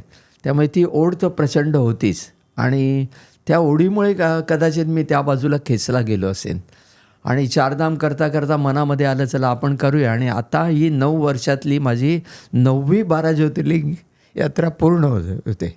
म्हणजे दरवर्षी माझी 12 ज्योतिर्लिंग यात्रा आणि पशुपतीनाथ. आतापर्यंत 13 वेळा माझी पशुपतीनाथ यात्राही झालेली आहे. पण ज्योतिर्लिंग तिथे का जावं एखाद्याने? 12 ज्योतिर्लिंगाचं एक तर महत्त्व आहेच आणि आम्ही त्याचा यज्ञसुद्धा केला होता 12 ज्योतिर्लिंगाचा याचे. आणि मनामध्ये ते होतंच की या यात्रा आपल्याला करायच्या आहेत. कुठून तरी मनात आलं आणि मनात आलं की ते पूर्तता करायची. पण काय महत्त्व आहे त्याचं ज्योतिर्लिंगाचं? हे संपूर्ण 12 ज्योतिर्लिंग म्हणजे संपूर्ण शिवाचंच आहे, साम्राज्य आहे सगळीकडे. तुम्ही कुठेही जाता संपूर्ण ठिकाणी वेगवेगळ्या रूपामध्ये शिवाने त्या ठिकाणी आपली प्रचिती दाखवलेली आहे. रामेश्वर घ्या, कन्याकुमारी, काशी विश्वनाथ, घृष्णेश्वर, भीमाशंकर, त्र्यंबकेश्वर, कुठेही जा एक वेगळी अनुभूती तिकडे तुम्हाला आल्याशिवाय राहत नाही. ह्याचं महत्त्व तर जबरदस्त महत्त्व आहे. पण ती करता आली पाहिजे. कित्येकांना वर्षभरात सुद्धा किंवा संपूर्ण करता येत नाही. आयुष्यात म्हणे एवढं होणं शक्य नाही. पण आता महाराजांनी एवढ्या करून घेतल्या आणि दर वर्षात 12 ज्योतिर्लिंग, ते सुद्धा दर महिन्याचं गिरनार, सोमनाथसुद्धा माझं 297 वेळा झालेलं आहे. मग ह्या यात्रा करत असताना हेही करून घेतलेलं आहे आणि ते सहजगत्या झालं. म्हणजे जेव्हा त्यांची इच्छा असते तेव्हा ते आपल्याला त्या ठिकाणी करून घेऊन जातात. ह्याचीच अनुभूती आली. काशी विश्वनाथचा दर्शनाला जायचं होतं आणि त्यावेळेला तुम्हाला माहिती आहे तिथे कॉरिडॉरचं उद्घाटन होतं. डिसेंबर महिना होता, 13 मला वाटतं. आणि मी नेमका 12, 13, 14 अशी तिकीटं बुक केली होती. सगळे तिकडे म्हणू लागले का अरे तिकडे कॉरिडॉरचं उद्घाटन आहे, मोदीजी येणार आहेत, तर तुम्हाला दर्शन कसं मिळणार? मग महाराजांची इच्छा त्यांनी सांगितलं आणि नंतर पूजा माझी प्रवचनं लागली होती. त्यामुळे त्या ह्याच्यामधून पुढे कठीण वाटत होतं. पण म्हटलं महाराजांनी सांगितलं आपण जायचं. मी तिकडे गेलो. तिकडल्या हॉटेलवाल्याने विचारलं मला कितना दिन का स्टे है? बोला 1 दिन का ही, कल मुझे निकलना है. तो किसके लिए है आप इधर? बोला दर्शन के लिए. तो दर्शन अभी 4 दिन मिलने वाला नहीं है. बोला मोदी जी आए तो अभी मुश्किल है. आणि म्हटलं जैसे महाराज की इच्छा. माहीत उनका म्हणजे आंघोळ वगैरे उरकली आणि दर्शनासाठी निघालो. संध्याकाळची वेळ होती. 4-1 वाजता मी तिकडे जाऊन पोचलो. कॉरिडॉरच्या बाहेर सगळं जबरदस्त पब्लिक होतं आणि आतमध्ये कोणाला सोडत नव्हते. आतमध्ये कमांडो वगैरे कारण मोदीजी आले होते आणि ते सगळं तिकडे चित्र होतं.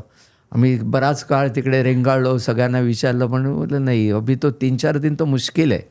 आणि त्याच वेळेला गिरनारचे शेरनाथ बापू आले बाहेर आणि मला पाहिलं, ओळखतात ते म्हणाले अरे इधर किधर आ गए? बोला दर्शन केले. बोला थोडा पहिले आते तो मेरे साथ लेके जाता था अंदर. बोला ठीक कोई बात नाही, मैं देखता हूँ. आणि ते निघून गेले.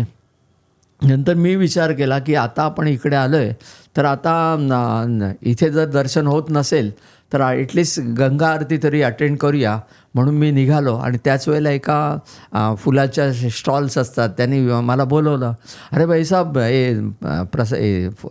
प्रसाद का थाली तो लेके जाओ. बोला लेके क्या करूँ, इधर तो अंदर छोड़ते नहीं. बोला लेकिन छोड़ेंगे तो आपके पास मोबाईल जूता है वो इधर रख देना, छोड़ेंगे तो आप कहाँ दौड़ते रहेंगे. मग माझ्याही मनात विचार आला तिकडेही आपल्याला लागणारच आहे, इथेच ठेवूया, बघूया सोडलं वगैरे तर, नाही तर मग आपण गंगा आरती अटेंड करू. म्हणून मी त्यांच्याकडून ते पूजेचं थाली घेतली आणि मी पुढे जायला लागलो. आणि त्याच वेळेला माझ्या पाठीमागून एक गृहस्थ आले.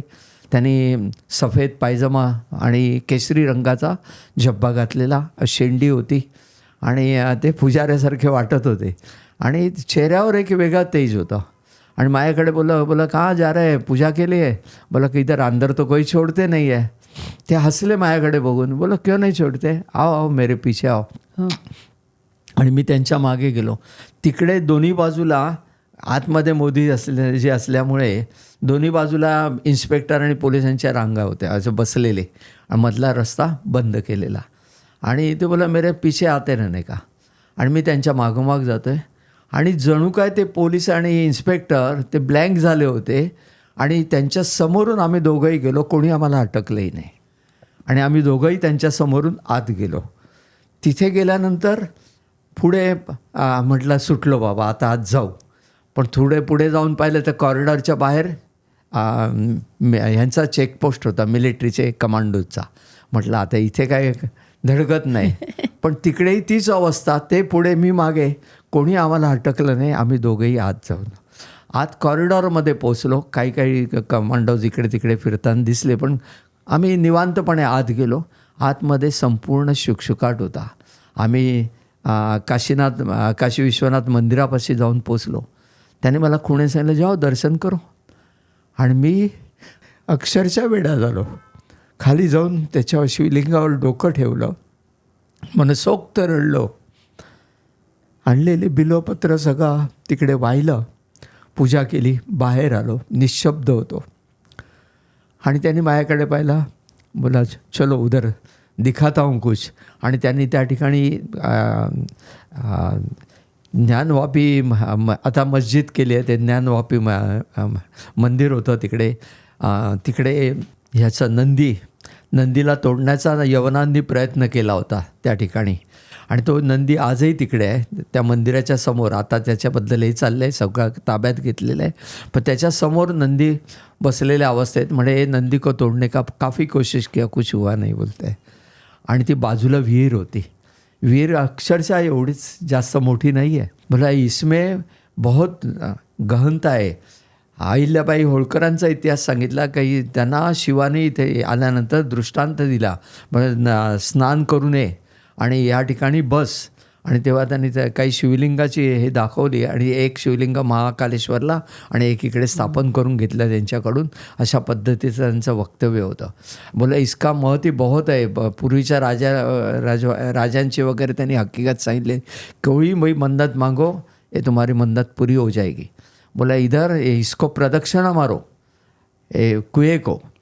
पहला तुम्हारे माताजी पिताजी का नाम लो, बाद में गुरु का नाम लो. 3 प्रदक्षिणा करो. तुम्हारे दिन में जो भी मन्नत है मांगो पूरी हो जाएगी. आम्ही दोघंच तिकडे. मी पहिली प्रदक्षिणा मारायला घेतली. आईचं नाव घेतलं आणि जगदंबेचं. तिला ही माझी आईच आहे. प्रदक्षिणा पूर्ण केली. दुसरी प्रदक्षिणा ते उभेच होते हसत. दुसरी प्रदक्षिणा मारायला घेतली. मग एवढाच अंतर आहे. जास्त नव्हतंच. म्हणजे व्यास हार्डली 6-7 फुटाचा व्यास असेल. दुसरी प्रदक्षिणा मारताना मी माझ्या वडिलांचं आणि शिवाचं नाव घेतलं आणि दुसरी प्रदक्षिणा पूर्ण केली. ते तिकडेच उभे होते. आणि तिसरी म्हणे गुरुचं नाव घेऊन प्रदक्षिणा पूर्ण कर. मी गुरु दत्तात्रयांचं नाव घेतलं. हात जोडून प्रदक्षिणा करतोय. तिथे येतोय. त्यांचा कुठेही मागबूस नव्हता. अक्षरशः अंतर्धान पावले होते. कित्येक क्षण मी त्या ठिकाणी बसून राहिलो. संपूर्ण विचारशक्ती कुंठित झालेली होती. कारण विचारांच्या पलीकडे जे आहे ते अध्यात्म आहे. आपण त्याचा विचारही करू शकत नाही. मी अक्षरशः असाही येऊन तिकडे थांबलो होतो. नतमस्तक झालो त्याच ठिकाणी जिथे ते उभे होते. वंदन केलं आणि परतीचा प्रवास. खूपच मला पण ऐकताना अक्षरशः शहारे आले अंगावर. म्हणजे केवढं महाराजांनी म्हणजे केवळ प्रवास सुकर नाही करत पण ते अक्षरशः फुलासारखं देतात तुम्हाला. भरभरून दिले. भरभरून दिले. खरंय. त्यामुळे आता कसली आसक्ती अभिलाषा काही उरलंच नाही. आता फक्त त्यांचं कार्य करायचं. मोकळं व्हायचा प्रयत्न करतोय. लोकांना मार्ग दाखवायचाही प्रयत्न करतोय. चांगलं वाईट सर्व प्रकारची लोकं येतात. त्रासही होतो पण एखादा माणूस ह्याच्यातून प्रवाहातून बाहेर पडून चांगल्या रीतीने चालू लागला की आनंदही होतो. दोन्ही गोष्टी त्या ठिकाणी घडत आहेत. तोही आनंदच आहे. हे सर्व 12 ज्योतिर्लिंग झाल्यानंतर मात्र मी पशुपतीनाथ करत होतो दरवेळेला तिकडे जाऊन, कारण ती पूर्तता त्याशिवाय होत नाही. पशुपतीनाथची कारण ह्या ठिकाणी चारधाम यात्रेच्या मध्ये आणखीन एक महत्त्वाची गोष्ट म्हणजे ह्या ठिकाणी गुप्त काशीला आपण जातो, तिकडे शिवजी गुप्त रूपाने राहत होते. आणि गुप्त रूपाने या ठिकाणी काशी विश्वनाथ मंदिर आहे, अर्धनारी नटेश्वरही म्हणतात तिकडे. आणि तिकडे गंगा यमुनाचा त्या ठिकाणी दोन्ही नद्या तिकडे राहतात. शिवजी आणि शिव पार्वती तिकडे गुप्त रूपाने राहिलेले होते. आणि नंतर मग श्रीकृष्ण भगवान आपल्या पांडवांना म्हणतात की तुम्ही तुमच्या बांधवांचाच नाश केलेला आहे, म्हणजे हे केलेलं आहे, तेव्हा तुम्हाला जे पातक लागलं आहे त्याची हे करायचं असेल, त्यातून पाप मुक्ती करायची असेल तर तुम्हाला शिवाशिवाय पर्याय नाही, तुम्ही जाऊन त्यांना शरण जा. पण शिवजी रागावले होते यांच्यावर, त्यांचे ह्याच्यामुळे. त्यामुळे हे शोधत शोधत येतात, तो गुप्त काशीला येऊन पोचतात, या मंदिराजवळ येतात. आणि पार्वती मातेला त्यांची दया येते, मग अर्धनारी नटेश्वराच्या रूपात त्यांना तिकडे दर्शन दिलं आहे. पुन्हा ते गुप्त होतात. हे माणसं त्यांच्या मागे धावत निघतात, बरं कुठे आहेत शोधत शोधत निघतात आणि केदारनाथला पोचतात. आणि केदारनाथला ते पोचल्यानंतर तिकडे त्यांना दिसत नाही, पण तिकडे असंख्य रेडे तिकडे दिसत आहेत. आणि त्यांच्यामध्ये हेही तसे पोचलेले असतात पांडवसुद्धा, त्यांनी साधना तशी केलेली असते आणि कृष्णाचा आशीर्वादही असतो. म्हणजे यांच्यामध्ये कुठेतरी आहेत, कुठे आहेत म्हणून भीम उभा राहतो आणि त्याच्या पायाखालून सगळे स्वापद हे रेड्यांना पाठवतात. पण हे शिवजी काय येत नाही, ते म्हणे हे शिवजी आहेत. ते जाऊन भीम त्यांची शेपटी धरतो, त्यांची झोंबाझोंबी होते. मग एके ठिकाणी त्यांचं हे राहतं या केदारनाथला, बाकी धड जातं पशुपतीनाथला, असं सर्व ती कथा आहे. पण त्या ठिकाणी मग केदारनाथला म्हणून ह्याचं लेपन लावलं जातं तुपाचं. आणि या ठिकाणी तिकडे केदारनाथच्या शिवलिंगावर तुपाचं लेपन लावलं जातं. आणि जोपर्यंत आपण पशुपतीनाथचं दर्शन घेत नाही तोपर्यंत ह्या दर्शनाला अर्थ उरत नाही. म्हणून 12 ज्योतिर्लिंग केल्यानंतर पशुपतीनाथचं दर्शन घ्यायचं आणि मग केदारनाथचं घ्यायचं. नाही, केदारनाथ 12 ज्योतिर्लिंगामध्ये आहे, त्यामुळे हे झाल्यावर ते करायचं, पशुपतीनाथ घ्यायचं. अशा रीतीने ते दर्शन घडलं. आणि पशुपतीनाथला एका वेळेला दर्शन, आत्ता रिसेंटली मध्यंतरी मी गेलो होतो आणि त्यावेळेला एकाएकी हे झालं होतं, त्या ठिकाणी करोनाचा कालावधी होता आणि इकडेसुद्धा प्रॉब्लेम होता, तिकडेही प्रॉब्लेम. पण महाराजांनी करोनाच्या कालावधीमध्ये एका महिन्यामध्ये 2 चारधाम आणि 1 गिरनार एका महिन्यामध्ये करून घेतलं होतं. आणि त्याच ह्याच्यामध्ये माझं 12 ज्योतिर्लिंग पूर्ण झालं म्हणून मी केदारनाथला इथे पशुपतीनाथला जायला निघालो. तर माझ्याबरोबर दुसरा एक दिनेश म्हणून आहे, तो माझ्या मागे लागला. म्हणे काका त्याची मुलं जाणार होते, एक जर्मनी आणि कॅनडाला. तो बोला मी हरिद्वारला थांबेन, तुम्ही जा केदारनाथला पशुपतीनाथला. म्हणून आम्ही दोघं दिल्लीला जाऊन पोचलो. दिल्लीला त्याची मुलं गेल्यानंतर मी पाहिलं ह्याच्या पठ्ठ्याच्या मनात होतं की माझ्याबरोबर यायचं. म्हटलं तुला यायचं आहे का रे? तो एकदम खुशीत हसला. म्हटलं चल आपण जाऊया. आम्ही दोघंही तिकडे पशुपतीनाथला म्हणजे नेपाळला जाऊन पोचलो. नेपाळला गेल्यानंतर त्या ठिकाणी मंदिरं संपूर्ण बंद होती, कारण त्यांनी नुकतेच डिक्लेअर केले होते आणि सगळी मंदिरं त्यांनी क्लोज केली होती. आम्ही पशुपतीनाथला जायला निघालो तेव्हा तिकडे मंदसा पाऊसही बारीकसा पडत होता. आम्ही मंदिरापाशी म्हटलं जाऊन बघूया, म्हटलं मंदिराजवळ गेलो आणि तेव्हा पाहिलं तर 4 चेकपोस्ट आहे आणि प्रत्येक चेकपोस्टवर पोलीस आणि मिलिटरीची माणसं वगैरे उभी होती. एके ठिकाणी विचारलं, बोला एक खुलने का चान्स है क्या? बोला नहीं अभी तो कुछ ये नहीं, पूरा नेपाल में बंदी की है. बोला हो सकता है तो महाशिवरात्रि के दिन एखाद दिन खोला तो खोलेंगे, नहीं तो वो भी नहीं हम बोल सकते. त्याने विचारलं. म्हटलं हा बिचारा हिरमुसला झाला होता. म्हटलं आपण आलो, पण हे म्हटलं महाराजांची इच्छा, आपण कशाला, आपण त्यांचे आज्ञेचे हे करायची आहे. आम्ही मुख्य दरवाजापाशी आलो, तिथून समोर प्रवेशद्वार दिसतंय पशुपतीनाथाचं. तिथे होतं, बाहेरून नमस्कार करतो. एवढ्यात एक स्त्री येऊन माझ्या बाजूला उभी राहिली. बोला क्यों भैया आपको दर्शन करना है? बोला कैसा दर्शन, अंदर तो बंद है. आपको तो दर्शन होना ही है, आप बैठे मैं आती हूँ. ती कुठे अंधारात निघून गेली, कारण त्यावेळेला 7 वाजताच अंधार पडला होता. आणि ती अंधारात गेली, थोड्या वेळात आली, माझ्या बाजूला येऊन बसली. म्हणे आप तो मेरे भैया है, आपको तो दर्शन नहीं होगा, ऐसा कैसा होगा, चलो आओ मेरे पीछे. आम्ही दोघंही त्याच्या मागे निघालो. एका अंधारा बोळ्यातून एक कमांडो बाहेर आला आणि त्यांनी मला खुणेने आत बोलवलं. आम्ही दोघं आत गेलो आणि आत गेल्यानंतर आज संपूर्ण अंधकार, मोबाईलच्या टॉर्चच्या ह्याच्यामध्ये आम्ही पायऱ्या उतरत वगैरे त्याच्या पाठोपाठ आत शिरलो. तर आत घेऊन पुढे पुढे करून घेऊन गेला आम्हाला आणि एके ठिकाणून प्रकाश येत होता आणि तिकडे त्यांनी हात केला की तिकडे जा म्हणून. जाऊन पाहिलं तर तिकडे पूजेची थाली हातात धरून ब्राह्मण उभा होता आणि जसे आम्ही दोघं तिकडे आत गेलो त्या ब्राह्मणाने आरती सुरुवात केली. चारही दरवाजांनी आमचं दर्शन झालं. चिटपाकरू कोणी नव्हतं, आम्ही आणि पशुपतीनाथ. आणखीत म्हणजे महाराजांची इच्छा असेल की त्याच्या पुढे काहीच नाही ना, काहीच नाही.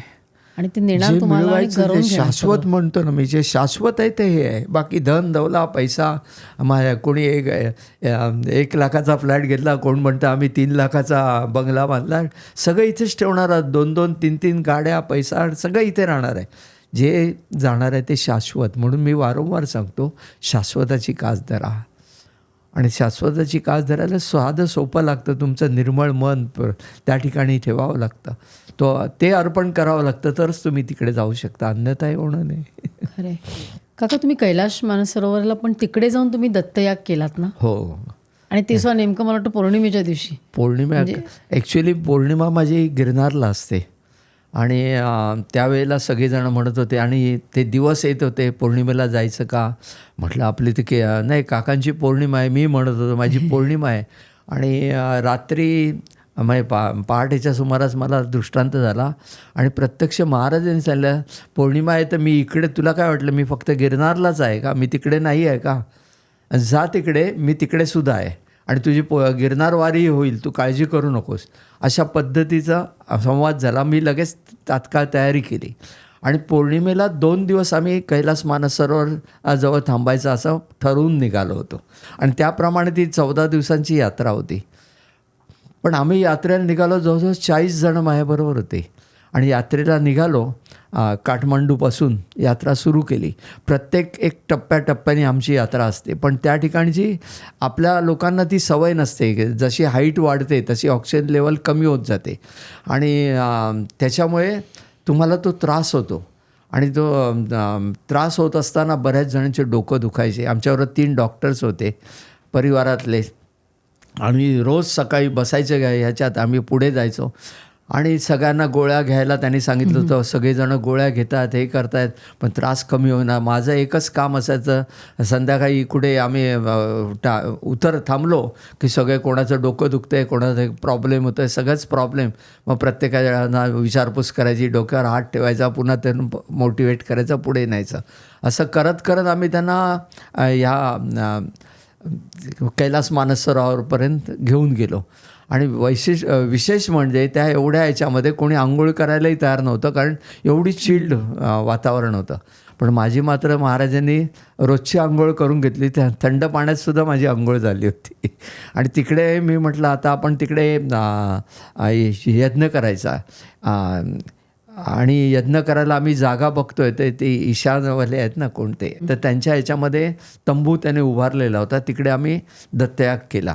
दत्तयागामध्ये प्रत्यक्ष दत्तात्रयांचं, गोरक्षनाथांचं त्या ठिकाणी दर्शन झालं आम्हाला. आणि त्याचं वैशिष्ट्य आणखीन काय होतं की त्या ठिकाणी आम्ही पोचलो मानस सरोवराच्या इकडे आणि मानस सरोवरला गेलो तेव्हा जेव्हा बसने आम्ही तिकडे पोचलो तर दुसऱ्या बसमधून काही जण उतरले. मी त्यांना ओळखू शकत नव्हतं, एवढं त्यांचे चेहरे सुजले होते याच्यामुळे. ते म्हणजे सांगतात मी आहे. तेव्हा माझ्या डोक्यात यायचं की ही मंडळी आहेत आपल्याबरोबर. आणि तिकडे आपल्या परिवारातली एक साधिका तिकडे येऊन कैलास मानसरोवरच्या इथे बसली होती तळावाच्या इकडे. त्यांना सगळ्यांना तिकडे हे केलं आणि मी एका बाजूला गेलो होतो आणि सगळे म्हणतात अर्धा तास मी तिकडे कुठेही दिसलो नाही कोणाला. पण मी त्या पाण्यामध्ये उतरलो होतो मानस सरोवर.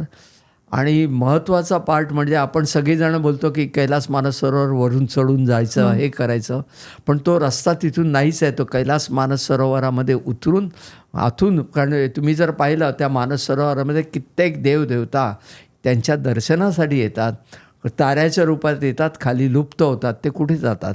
ते पाण्यातून तो रस्ता आहे, पाण्यातून आहे आणि तो वरती जातो आहे. आणि त्या पद्धतीने त्या ठिकाणी महाराजांचं दर्शन होतं. तुम्ही गेलात त्याच्यात ना? सगळ्याच गोष्टी मी नाही, सांगू पण त्या शकत पाण्यातनं नाही. जिथे- पाण्यातूनच आहे. हां. आणि जेव्हा तिथून पाण्यातून मी बाहेर आलो, काही जण आले, माझ्या डोळ्याकडे बघण्याची कोणाची हिंमत नव्हती, एवढ्या वेगळ्या पद्धतीने ते घडलं होतं. आणि तिकडे एक साधिका बसली होती, तिच्या अंगावर लहान लहान ते गण असतात, त्या पद्धतीने वेगवेगळे काहीतरी चढत आहेत. आणि तिची अवस्था एवढी केविलवाणी झाली होती, तिला डोळे उघडायची ताकद नव्हती. अंगा खांद्यावर खेळतात असं तिला, कोणी तिला गालाला मुके घेत आहे, कोणी केसावर चढत आहे, असे सगळं तिला शिवगण. हां, शिवगण. आणि ती अनुभूती त्यांना तिकडे आली पण होती. मग कैलाशला असं आपण जाऊ शकत नाही, कैलाश पर्वतावर कोणीही नाही जाऊ शकल. नाही. त्यांची इच्छा असल्याशिवाय कोणी नाही. मग त्याच्यानंतर जेव्हा आणि कैलासचं प्रत्यक्ष दर्शन झालं, कैलास पर्वताचं, सगळे भान हरपून गेलो होतो. पण एवढी ट्रिमेंडस कंडिशन खराब होती त्यावेळेची, कारण तिकडे आमच्या परिवारातल्या एका मुलीचे त्यांनी ज्यांना आपले वडील मानलेत असे ते आर्मीतले मोठे हे होते, कर्नल. त्यांनी सांगितलं, अरे बेटा या वेळेला कुठे आले, सगळ्यात वर्स्ट कंडिशन आहे. ते बोलले नाही, आमचे गुरु आहेत म्हणून आम्ही इकडे आलो आहे. आम्ही सर्व दर्शन घेतलं आणि मी परतलो होतो. खूप छान. आणि तिथेच तुम्हाला गिरनारच्या तिथून मला महाराजांनी जेव्हा हे झालं तेव्हा मला तिथून प्रत्यक्ष इथे गिरनारवर नेलं होतं. आणि तिकडे ही माझी पौर्णिमा झाली. एकाच वेळेला दोन्हीकडे महाराजांनी, आणि ही अनुभूती मी बऱ्याच वेळेला घेतलेली आहे. मला एक सांगा, तुम्ही सूक्ष्म शरीराने, म्हणजे एक इंटरेस्ट म्हणून विचारते, सूक्ष्म शरीराने तुम्ही गोरक्षनाथांबरोबर किंवा असं जाताना तो काय अनुभव असतो खरंच? तो ॲस्ट्रल ट्रॅव्हल कसा असतो? आपल्याला वाटतं की ते फक्त हे आहे, पण इट्स अ रिॲलिटी. आणि त्या ह्याच्यामध्ये तुम्ही जर व्यवस्थित हे केलं, ती कृपा लागते. आणि तो वायुमार्गाने, पूर्वीच्या काळी जर तुम्ही बोलला इथे आहे क्षणार्धात तिकडे, पण ही ताकद आपली नाही आहे. त्यांनी दिल्याशिवाय किंवा त्यांची इच्छा असल्याशिवाय किंवा त्यांनी हात पकडून नेल्याशिवाय तुम्ही काही करू शकत नाही. म्हणजे शरीर तिथेच असतं, पण आपला आत्मा, चैतन्यरूपी आत्मा तिकडे जाऊन सर्व हे गोष्टी करून येतो. आणि मन त्याच्याबरोबर शरीर इथेच, शरीर निश्चिष्ट असतं, त्याला काहीच हे नाही. अचेतन होतं ना, जेव्हा तो आत्मा बाहेर पडतो, शरीर अचेतनच राहतं, तेव्हा त्यातून बाहेर पडून ते करून घेतात. ही एक वेगळी अनुभूतीच आहे ती. बऱ्याच वेळा त्याची मला अनुभवही आलेला आहे, गिरनारलाही आलेला आहे. आणि आत्ता श्रीखंड कैलास, मी आता पंचकैलास करतो, पंचकेदारही झालं. ते टफेस्ट ट्रेक आहे पंचकेदार म्हणजे. तिकडे सुद्धा मला पंचकेदारमध्ये शिवाचं प्रत्यक्ष, मध्यमहेश्वरला जाताना संपूर्ण ढगामध्ये संपूर्ण असे हातावर झोपलेले असे आणि माझ्याकडे बघतायत.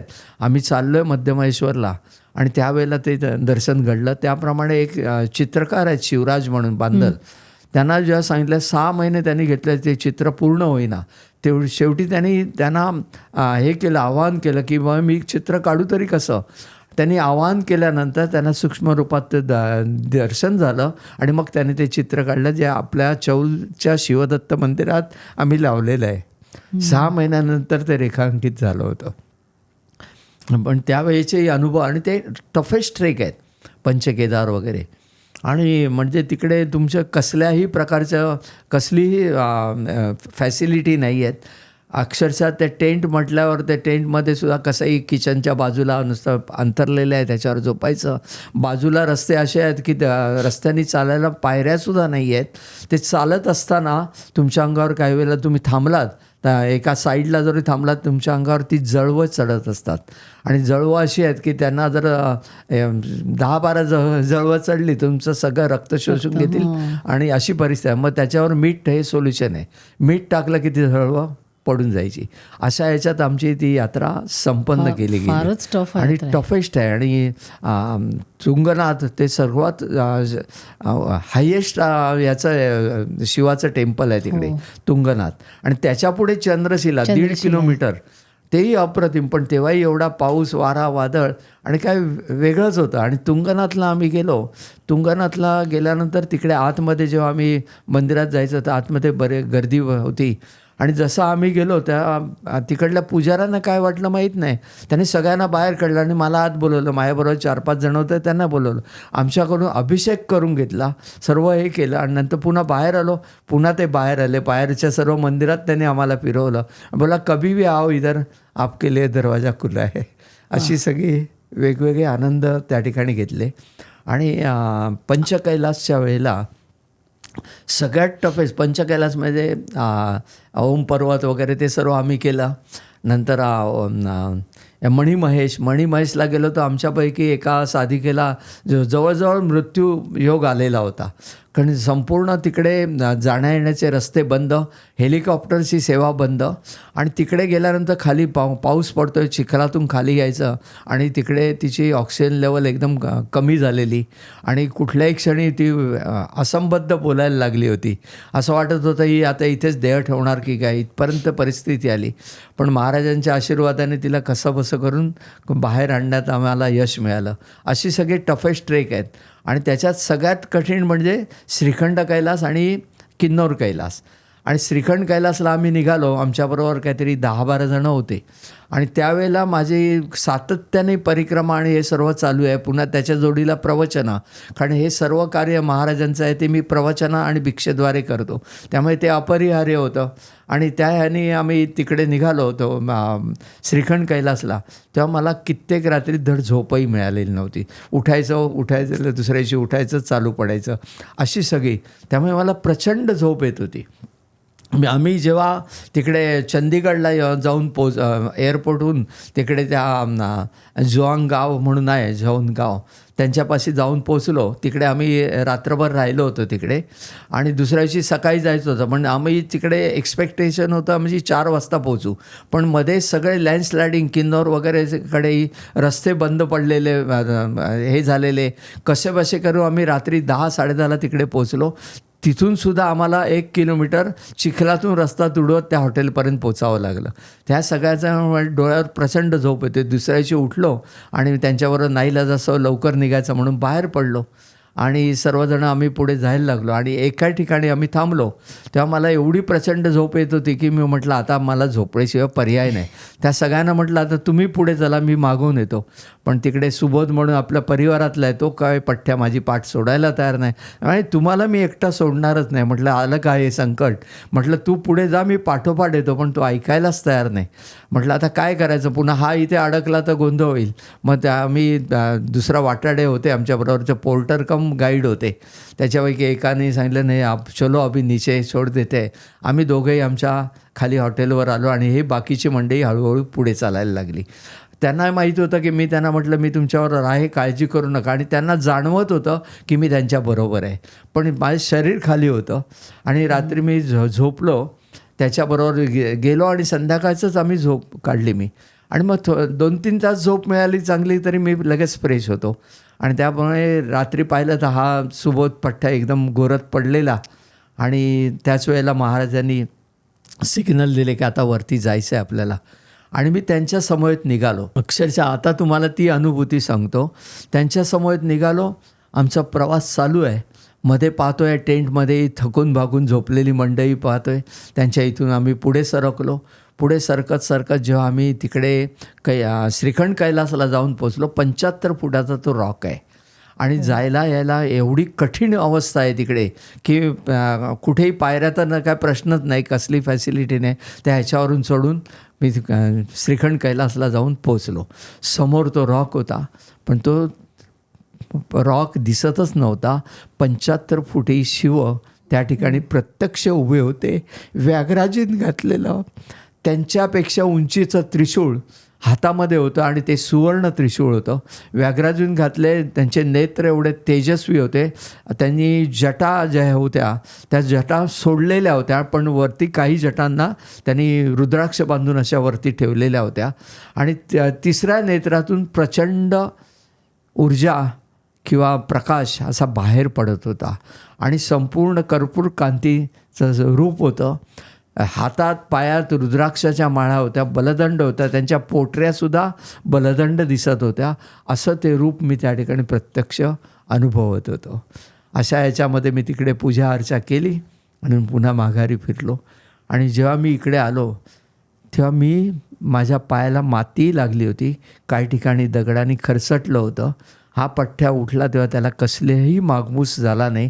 त्याला दुसऱ्या दिवशी मी तिकडे नेऊन पाण्याच्या बाजूला बसवलं सुबोधला, आणि त्यालाही त्या ठिकाणी श्रीखंड कैलासचं दर्शन घडलं. तो कधी साधनेमध्ये नाही, पण त्याला जेव्हा बसवलं आणि त्याला जेव्हा दर्शन घडलं, तो गळगळा रडत होता त्या ठिकाणी. तो बोलला, काका तुमच्यामुळे मला हे दर्शन घडलं. पण तो भाव नव्हता, त्याचा माझ्या प्रतीचा जो भाव होता, तो भाव तिकडे परमगुरूपर्यंत पोचला जातो आणि तो पोचल्यावर त्याला तिकडे ती अनुभूती येते. आणि पण त्याच्या मनात विचार आला की मी जेव्हा त्यांना म्हटलं की अरे मी दर्शन घेऊन आलो आणि ह्या लोकांना बघत होतो, त्याला ते थोडंसं ऑड वाटायला लागलं. आणि त्याच वेळेला तिकडचा जो हॉटेलचा मॅनेजर होता त्यांनी सांगितलं, इकडे गावामध्ये एक गृहस्थ आहेत आणि त्यांना आर्थिक परिस्थिती एकदम खराब आणि त्यांना तिकडे श्रीखंड कैलासची यात्रा करायची इच्छा होती, पण त्यांना जायला होत नव्हतं. त्याच्याबरोबरचे बाकीचे मित्रमंडळी सगळे पुढे निघून गेले. हा विचार केला, चला आपण मागून जाऊ, बघूया कसं होतंय. आणि मागून निघाला आणि अंधारात फसला. त्याला पुढे रस्ताच दिसेना, काय करावं त्याला कळेना. तेवढ्यात एक गृहस्थ तिकडे आले.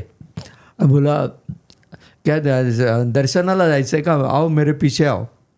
हा माणूस त्यांच्याबरोबर त्यांच्या पाठोपाठ जाऊ लागला आणि जाताना ते बरोबर फक्त मेरा पिशा मत छोडो. आणि ते जाताना बरोबर, आणि तिकडे रस्ता कसा आहे श्रीखंड कैलासचा, अक्षरशः हाताचं म्हणजे 6 इंच 8 इंच 9 इंचाचं असं पायवाट आणि बाजूला संपूर्ण दरी. कित्येक जण त्या दरीत पडून मेलेले आहेत, कारण चिखल हे झाला की तुमचा पाय सरकतो, तिकडे वाचणंही कठीण आहे, एकदा पडला की गेला. अशा ह्याच्यातून तो वाट काढत आपल्याला पुढे जावं लागतं. अशा ह्याच्यातून त्यांना पुढे घेऊन गेले. पुढे घेऊन गेल्यानंतर त्यांच्या लक्षात आलं हा माणूस चक्क आंधळा आहे. मग मात्र त्यांच्या हातापायातली ताकद नाहीशी झाली. ते म्हणाले, या आंधळ्याच्या मागे मी कसा काय जाऊ? ते बोला चिंता मत करो, तुम्ही आने काय तो मेरे पीछे चढो, नाही तो मैं निकल जाता हूँ. पण ह्यांना जायचं तर होतं आणि आतापर्यंत आणलं, म्हणून त्या माणसाने हिंमत केली आणि त्यांच्या पाठोपाठ निघाले. श्रीखंड कैलासला जाऊन पोचले, दर्शन घेतलं. पुन्हा येताना एका चहाच्या इथे थांबले. चहा पितो का, हे पितो का? त्यांनी उत्तर नाही, मला काही नको म्हणून. आणि तिथे बसले, चहा पिते, तिकडे ऑर्डर देत आहेत आणि हा माणूस मागच्या मागे गायब झाला. हे प्रत्यक्ष शिवानी त्यांना ते दर्शन दिलं होतं. म्हणजे तुमची जी तडफड आहे ईश्वराप्रतीची, त्याच्या दर्शनाप्रतीची तडफड महत्त्वाची आहे. ही तडफड ज्या क्षणी परमोच्च लेवल गाठते, तो तुम्हाला हात धरून घेऊन जातो. पण त्यांना दुसरं काही लागतच नाही आहे, त्यांना फक्त तो शुद्ध भाव पाहिजे. पण तोच दुर्दैवाने आपण देत नाही. आपण वाटतं त्याला जड जवारी सोन्याची सिंहासनं देतो, पंचपक्वान्य देतो, त्याला कशाची गरज नसते. त्याला पारधीसुद्धा मांसाहार देतो शिवाला. आपण बोलतो शिवाने काय मांसाहार दिला, अरे काय माणूस आहे म्हणून. पण तो पारधी, त्याची प्रेम काय असतं. एका जंगलामध्ये एक शिवाचं हे शिवलिंगाची स्थापना केलेली असते संपूर्ण जंगलामध्ये. आणि गावामधला एक पंडित पुजारी येऊन नित्यनेमाने त्याची पूजा करतात. त्यांना वाटतं आपल्यासारखा श्रेष्ठ आपणच. तो शिवाची पूजा करतो आणि एका दिवशी हा पारधी रस्ता चुकतो, त्या बाजूला येतो आणि तो पाहतो आहे शिवलिंग आहे. त्याला वाटतं चला यांनाही काहीतरी आपण प्रसाद दाखवा. त्याने भिक्षा आणलेली तिथे दाखवत जातो. त्याला ती सवय लागते. एकदा तो चांगला मांस शिकार करतो, मांस आणून ताजा मांस त्या शिवापुढे त्या शिवलिंगाच्या इथेच ठेवतो, ह्याच्यावर साळुंकीवर, आणि बोलतो हे महादेवा आता हे खा.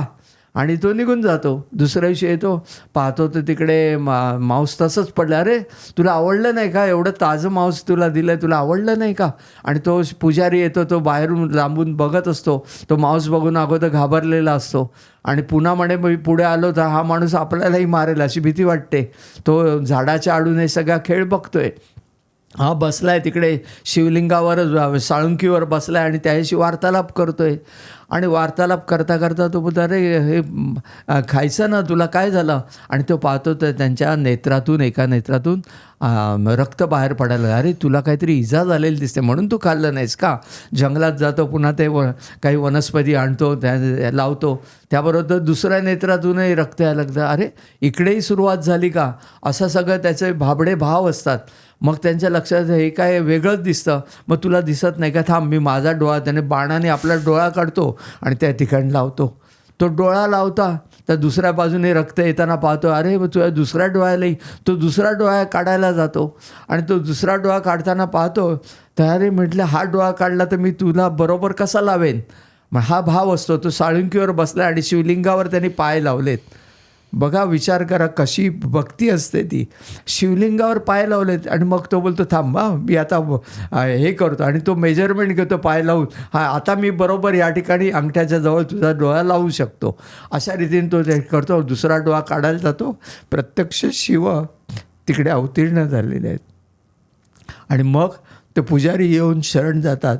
मग हा परमोच्च भाव जेव्हा येतो, कारण शिव काय त्यातला मांस खात नाही, पण त्यातला भाव ग्रहण करतो. हा भाव महत्त्वाचा आहे. तो तुम्ही ज्या रीतीने अर्पण कराल तेव्हाच ईश्वराचं दर्शन घडेल, अन्यथा घडणं शक्य नाही आहे. खरंय काका, आपला भाव आणि आपली भक्ती तीच महत्त्वाची आहे. ह्यानीच ईश्वर प्रसन्न होतो, नाही का? हो ना. काका, ती 51 जी शक्तिपीठांची संकल्पना आहे ती तुम्हाला कशी सुचली? कारण लहानपणापासून मी आईचं नेहमी करत आलो.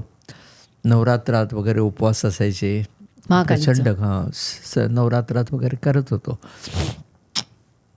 आणि मला एक गोष्ट सातत्याने जाणवली की आईचं माझ्यावर भरपूर प्रेम आहे. त्याचं कारण सांगतो. काही वेळेला गिरनारवर असताना काही जण उद्विग्नता आणतात, हे करतात, कुठेतरी मन दुखावतं आणि मन रडू लागलं की काय होतं त्याची अनुभूती तिकडे व्हायली. काही जणांनी ते उलटसुलट हे केलं आहे. आणि आम्ही गिरनार पर्वत उतरत होतो, तिकडे महाकालीचं एक देऊळ आहे आणि समोर छान छोटीशी महाकालीची मूर्ती आहे. मी बराच वेळा त्या मूर्तीच्या समोर बसतो, वार्तालाप करतो आईशी. तिथे मी बसलो आहे आणि माझ्या डोळे भरलेले होते आणि मागून ही मंडळी आली, काही 7-8 जणं होती, आली आणि मी माझ्या डोळ्यात पाणी होतं आणि ते बघतात त्या मूर्तीच्या डोळ्यातूनही पाणी टिपकत होतं. ही प्रत्येकाने पाहिलेली अनुभूती आहे. मग ही कशाचं द्योतक आहे? आपला भाव तिकडे पोचतो. आणि 51 शक्तिपीठांचं म्हणजे ते शक्तिस्थानच आहे. आणि बऱ्याच कालावधीमध्ये माझ्या डोक्यामध्ये अखंड भारताचंही स्वप्न आहे आणि त्याच्या जोडीला आपली सगळी शक्तिस्थानं आपल्याकडे असली पाहिजे असं प्रामाणिकपणे वाटतं. आणि त्या योगाने 51 शक्तिपीठाचं यज्ञ करण्याचं मनामध्ये आलं आणि त्या दृष्टिकोनातून वाटचाल चालू झाली. आणि काही शक्तिपीठांची मी दर्शनही घेतली ह्या ह्याच्यामध्ये. आणि दर्शन घेतल्यानं ते अधिक प्रगल्भाने जाणवत आलं की आपल्याला हे करायचं आहे म्हणून आम्ही ब्रह्मवृंद आले, म्हटलं 51 शक्तिपीठांचा, त्यांच्याशी वार्तालाप म्हणजे अखंड भारताचा नकाशा काढा, तिथे आपण हे करू आणि देवीशी पण माझ्या डोक्यात वेगळी, त्या ब्रह्मवृंदांनाही माहीत नव्हतं की मला काय करायचं. आजही मी बरेचसे तिकडे यज्ञ केले, त्यांना कल्पना नसते, फक्त मी तिकडे करून मोकळा झालो. आल्यानंतर तेही बघत राहतात हे एवढं भव्य दिव्य कसं काय केलं यांनी, पण ते करून घेतात महाराज. म्हणून आम्ही अखंड भारताचा नकाशा काढला आणि अक्षांश रेखांशाप्रमाणे आपल्या भारतामध्येच 41 आहेत, कुठे बांगलादेशमध्ये आहे, नेपाळ आहे, तिबेटमध्ये आहे, पाकिस्तानमध्ये इंगुळज आहे, अफगाणिस्तानमध्ये आहे. या सगळ्या ज्या ज्या ठिकाणी आहेत त्यात शक्ती देवतेंची त्या ठिकाणी मांडणी केली. आणि आम्ही 7 नद्या, 7 पर्वत, गिरनार पर्वत काढला होता, हिमालय दाखवला होता, वाहतं पाणी, आणि त्याच्यामध्ये आम्ही या सगळ्या शक्तिस्थानांना हे केले आणि चांगल्या रीतीने त्यांना सजवले होते. आणि जेव्हा त्या ठिकाणी आम्ही यज्ञ करायचं हे एक तयारी केली, तेव्हा मात्र मी सगळ्यांना सांगितलं की मी आवाहन करायला आतमध्ये जाणार, तेव्हा ब्रह्मवृंदांपैकी कोणी इथे येऊ नका, कारण ती ट्रिमेंडस एनर्जी तिकडे जनरेट होणार आहे. त्याप्रमाणे सगळ्यांनी मान्य केलं आणि सगळे बाहेर बसून त्यांनी तिकडून मंत्रोपचार करून त्यांनी पूजा सांगता हे केली. मी तिकडे आईची प्रार्थना केली आणि जेव्हा त्या संपूर्ण ह्याची हे केली तेव्हा आम्हाला जाणवत होतं की 64 या 51 शक्ती त्या ठिकाणी प्रत्यक्ष अवतरत आहेत आणि ती शक्ती मी रिअलाईज करत होतो. आणि त्याचं द्योतक म्हणजे काय, नंतर जेव्हा ड्रोन कॅमेरा घेऊन सर्वकडे शूटिंग चाललं होतं, शिवमंदिरात केलं, बाहेर केलं, आणि जेव्हा तो ड्रोन आतमध्ये घेऊन आले आणि त्याचं हे शूटिंग करायचं होतं त्यांना, पण तो ड्रोन आतमध्ये उडेच ना. त्यांना वाटलं काहीतरी खराब झालं असेल, बाहेर येऊन पाहतात बाहेर उडतोय, आतमध्ये ड्रोन काही चालत नाही. म्हणजे ही ट्रिमेंडस एनर्जी तिकडे जनरेट झालेली होती आणि त्याच्यामुळे द्रोणसुद्धा आत काम करत नव्हता आणि एक भव्य दिव्य असा कार्यक्रम त्या ठिकाणी होऊन गेला. हे आपल्या चौलच्या मंदिरात का? चौलच्या मंदिरात पुढे यज्ञमंडप आहे. या चौलचं मंदिर झालं 2016 साली आणि त्याच्यानंतर तिकडे 2 अतिरुद्र झालेत. दर महिन्याचे तिकडे यज्ञ होत आहेत आणि दर महिन्यामध्ये होणारे यज्ञ आमचा वैयक्तिक संकल्प नाही, देश धर्म आणि संस्कृतीसाठी. आणि ह्या ठिकाणी विविध प्रकारचे म्हणजे 12 ज्योतिर्लिंग झालं, स्वातंत्र्य देशाच्या स्वातंत्र्यासाठी ज्यांनी हे केले, स्वातंत्र्य सूर्य, क्रांती सूर्य, असे वेगवेगळे यज्ञ त्या ठिकाणी आम्ही घेतलेले आहेत आणि त्या केले आहेत. मंदिराची जी एनर्जी आहे, व्हायब्रेशन्स आहेत, ते पूर्ण वेगळी आहे.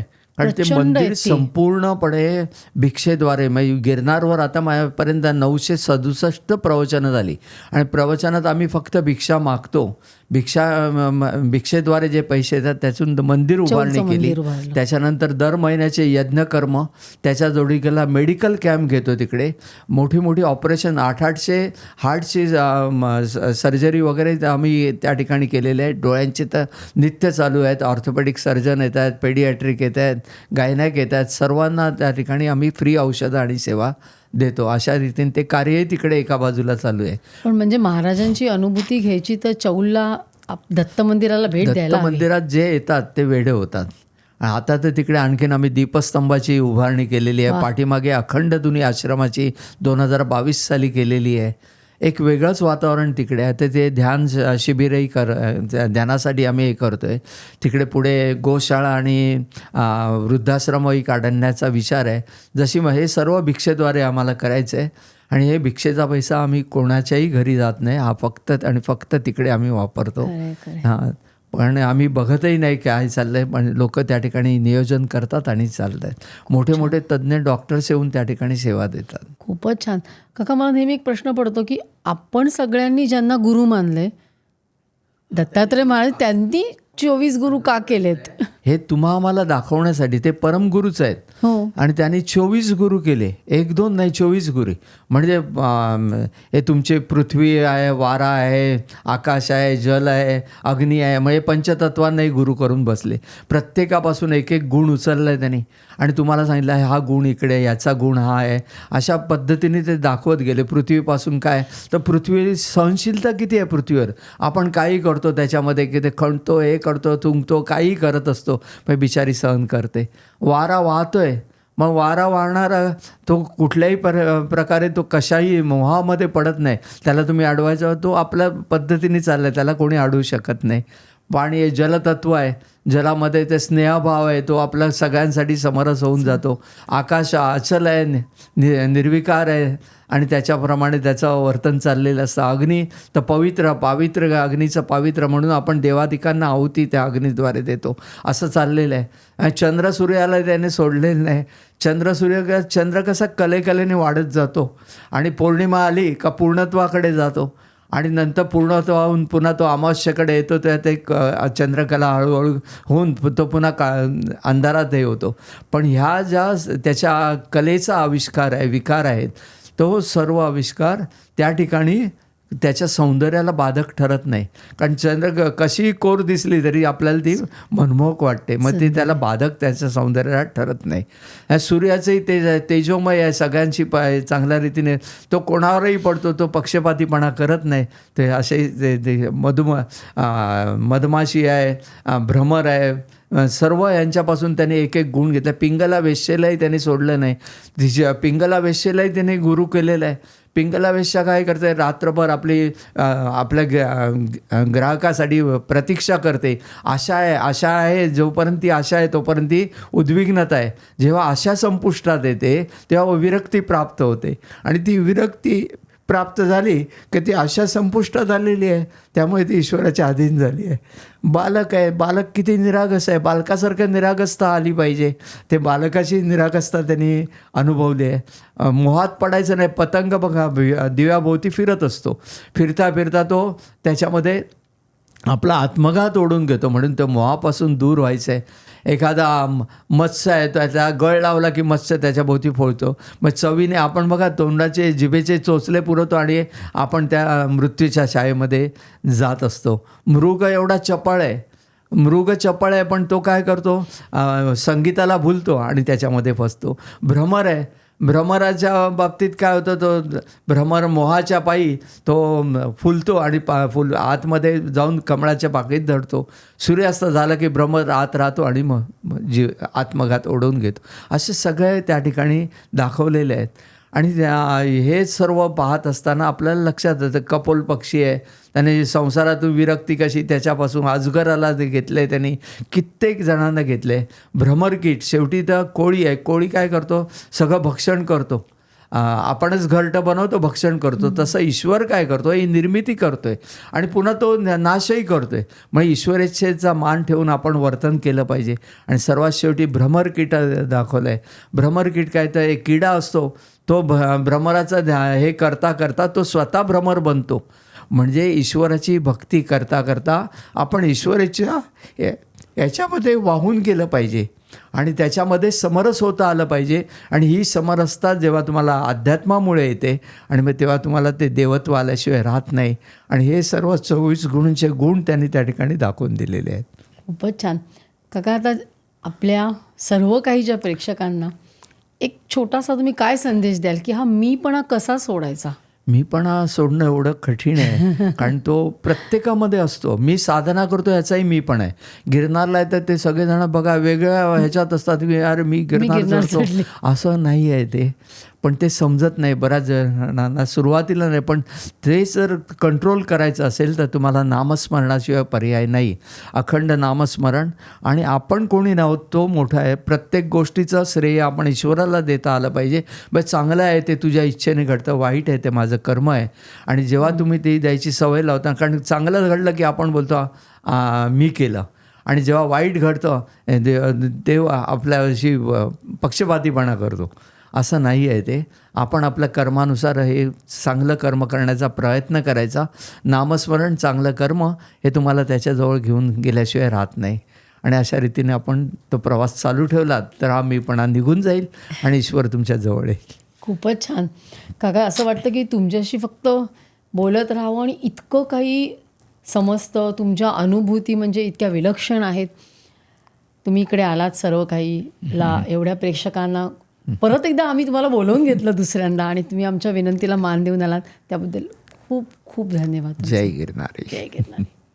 तर प्रेक्षको, केणे काकांचा हा आपला दुसरा एपिसोड आहे. तुम्हाला सगळ्यांना खूप आवडला असेल, कारण आपण खूप आतुर असतो त्यांचे निरनिराळे अनुभव ऐकायला. त्यांच्या अनुभूती ह्या आपल्याच अनुभूती होतात आणि ते छोट्या छोट्या गोष्टींमध्ये इतकं काही खरं म्हणजे सार सांगून जातात असं मला वाटतं.